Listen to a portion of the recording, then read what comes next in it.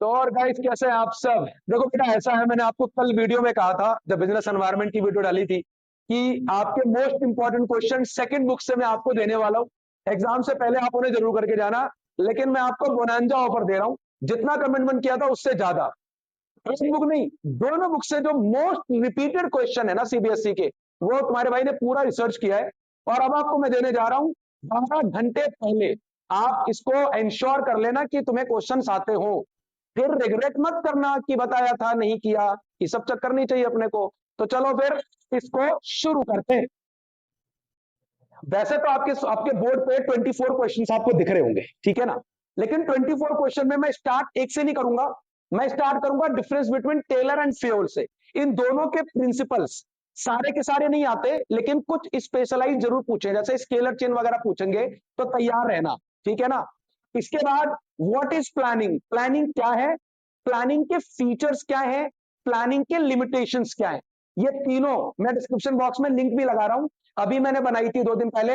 जिन्होंने ना देखी हो वो जाके अभी के अभी देख लो। 5 से 6 मिनट के अंदर पूरा का पूरा तीनों क्वेश्चन आपके तैयार हो जाएंगे, ये तीनों। और ध्यान रखना 6 नंबर का है, मजाक मत लेना इसको। उसके बाद आते हैं टाइप्स ऑफ प्लान पे। CBSE plan goes to Naraka with my audio. That's the answer. में 6 बार आ चुका है, या तो प्री बोर्ड में आया या बोर्ड में आया। तो इसको हल्के में नहीं लेना, मैं बता रहा हूं आपको। Objective, strategy, policy, rule, programme, budget, most important है, लिख के लो, आपको मिलेगा ये क्वेश्चन में किसी ना किसी नंबर में। उसके बाद आते हैं व्हाट इज मैनेजमेंट। मैनेजमेंट क्या होती है, इसकी डेफिनेशन करके जाना।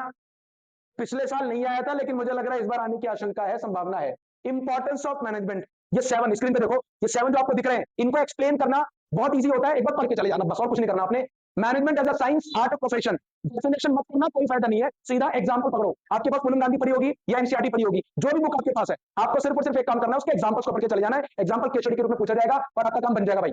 फिर मैनेजमेंट वर्सेस एडमिनिस्ट्रेशन, ये पिछले 3 साल में जो है हर प्रकार से, मैं बताऊं आपको, सीबीएसई का board, MP board, Bihar board, सब में इस तरीके के क्वेश्चन फंस रहे हैं। तो मुझे लगता है क्या पता आ जाएगा, तैयार रहना। एक्सप्लेन फेवर प्रिंसिपल, तो जब ये वाला क्वेश्चन करोगे ना टेलर फेवर, ऑलरेडी फेवर का प्रिंसिपल उसमें कवर हो ही जाना है, ध्यान से, ठीक है। फिर आता है प्रिंसिपल्स ऑफ मैनेजमेंट। मैनेजमेंट की इंपॉर्टेंस क्या है और उसके फीचर्स क्या है। भाई बिजनेस स्टडीज की बात है, मैं आपको बता के चल रहा हूं। अगर आपको डेफिनेशन आती है, टॉपिक की फीचर्स आती है, प्लानिंग आती है और लिमिटेशंस आती है, आपको दिक्कत नहीं है भाई लेने की। 80 में से 50 तो आप लेके जाओ। जो 30 नंबर बचते हैं ना, वहां पे फंसती है बात कि कौन कितना बच्चा राइटिंग में मेहनत कर रहा है, ठीक है।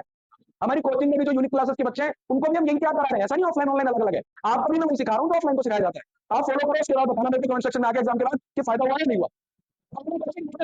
ऑर्गेनाइजिंग क्या होती है, सारे रिसोर्सेस हैं, उनको आपने इफिशिएंटली यूटिलाइज कराना है। जिनसे जो काम बेहतर होता है उनसे वो काम करवाना है, ठीक। स्टेप्स इन ऑर्गेनाइजिंग लिख के ले लो भाई, लिख के लो ये क्वेश्चन। आप ये मिलना ही मिलना आपको, इस रूप में मिलेगा नहीं तो डिफरेंट रूप में मिलेगा, तो मिल जाएगा। Functional versus divisional structure.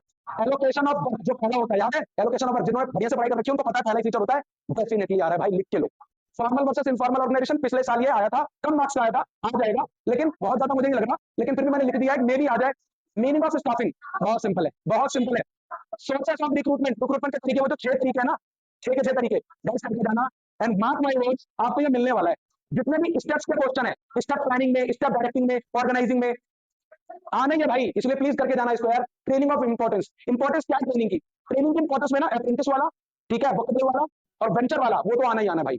तो प्लीज करके जाना। अगर आपको बहुत डिटेलिंग में ना भी कर पाओ, ज्यादा टाइम भी ना हो, केवल केवल एग्जांपल करके चले जाना, बिजनेस स्टडी में आपका काम हो जाएगा। Importance of directing, elements of directing. Elements of directing के लिए डिस्क्रिप्शन बॉक्स में जाओ, अभी वहां पे मैंने शॉर्ट लगा रखी है, बहुत सारे बच्चों ने देख रखी है, तुम भी देखो इसे। Meaning and steps in controlling, मैंने पहले कहा स्टेप्स और मीनिंग दोनों एक साथ करके जाना। कंट्रोलिंग का इस बार चांस ज्यादा है, पिछले साल नहीं आया था, इस बार आएगा। Relationship between planning and controlling, ये समझ लो कि आपको ये वीडियो मैं लीक करके दे रहा हूं, आपके एग्जाम के अंदर आपको इन क्वेश्चन में से मिलने वाला है। और अगर एंड टाइम करके जाओ और आपको एग्जाम में फायदा हो जाए तो बुराई क्या है, कोई बुराई नहीं है भाई, कोई बुराई नहीं है। इसलिए impact of government policy on business, मैंने अभी जो कल पढ़ाया था, जिन बच्चों ने कल की वीडियो में देखी है बिजनेस एनवायरनमेंट की, उसमें भी ये चीज सिखाई थी मैंने कि जो पेंटल एनालिसिस होता है, जब इकोनॉमी होती है, इकोनॉमी को अफेक्ट करता है किसी प्रकार की गवर्नमेंट आ जाए उसकी पॉलिसीज के द्वारा, इसे करके जाना भाई। मैं बता रहा हूं आपको, पता नहीं गवर्नमेंट को और सीबीएसई को क्या समझ में आता है, ये क्वेश्चन भाग देते हैं, क्योंकि उनको पता है बच्चा फ्यूचर पढ़ के जा रहा है, बच्चा पेमेंट करके जा रहा है, और यहाँ लिखना पड़ेगा आपको अच्छे से आंसर। तो ये जरूर करके जाना, ये भी सीबीएसई का कमाल ऑडियो क्वेश्चन है, इस पर भी लग गया आपके भैया का mark. Last, meaning of financial management, second book है। सेकंड बुक में से मैं आपको बता रहा हूं, ध्यान से सुनो।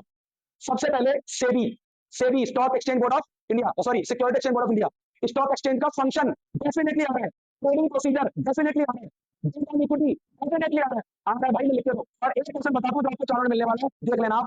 जब क्वेश्चन पेपर उठाओगे ना और एंड में देखोगे वहां लिखा होगा कंज्यूमर प्रोटेक्शन एक्ट 1986, वो मिलना ही है। और कंज्यूमर की रिस्पॉन्सिबिलिटीज भी आजकल बहुत आ रहा है पेपर में, सेलिंग और एडवर्टीजमेंट में डिफरेंस आने वाला है। तो मुझे उम्मीद है यार भाई तुम ये करके जाओगे।